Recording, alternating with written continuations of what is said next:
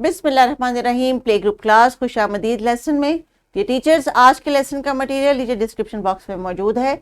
और आज का जो हमारा लेसन है ये है असेसमेंट का लेसन, जिसमें हम ये डिसाइड करते हैं कि क्या तमाम बच्चों को ये पढ़ाई जो हमने आवाज़ें पिछले असबाक में पढ़ाई हैं, क्या ये तमाम आवाज़ें इनको याद हो गई हैं, क्या इनसे बनने वाले अल्फाज और उन अल्फाजों की तस्वीर की इनको पहचान हो गई है।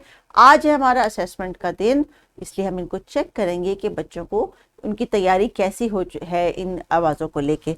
तो किताब का सफ़र देखिए।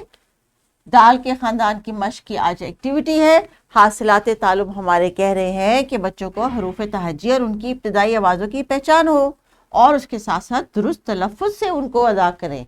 तो आज हम फोकस करेंगे इसी पॉइंट को लेके और दाल के ख़ानदान की एक मश्क करेंगे। तो बच्चों, किताब के सफ़े पे दी गई मश्क करने से पहले आप हमेशा मिस सदफ के साथ कुछ दोहराई करते हैं।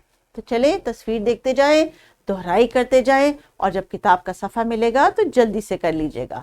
तो तस्वीर देखिए पहली और बताइए कि किस चीज़ की तस्वीर है। ये सुबह नाश्ते में कौन कौन खाता है? मैं तो बहुत ज़्यादा खाती हूँ, मुझे तो बहुत अच्छी लगती है। ये है डबल रोटी। डबल रोटी, शुरू की आवाज़ ड।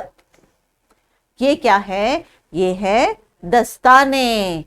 दस्ताने। और ये है ज़ख़ीरा। ज़ख़ीरा। डब्बा। दरवाजा। ज़ख़ीरा। जी हाँ, ये इनकी अशकाल आपने नहीं भूलनी और जब टीचर आपको देंगी किताब का सफ़ा करने के लिए आपने अच्छे तरीके से करना है। आज टीचर्स क्योंकि दाल के ख़ानदान की जो मश्क है उसी से रिलेटेड टीचर डिस्क्रिप्शन बॉक्स में वर्कशीट भी दी गई है। आपने इंश्योर करना है कि बच्चों को इन आवाज़ों से और इनकी अशकाल से जो मिलते जुलते अल्फाज बनते हैं या तस्वीर आपके पास है या रियल ऑब्जेक्ट्स है वो आपने उनमें इनको इंगेज करना है, ताकि आज आप ये प्रॉपर तरीके से असेस कर सके कि क्या बच्चों को इन इब्तदाई आवाज़ों की पहचान हो गई है और जब ये कोई लफ्ज़ बोलते हैं जैसे कि डब्बा, तो क्या इनका तलफ़्फ़ुज़ वाज़िया है।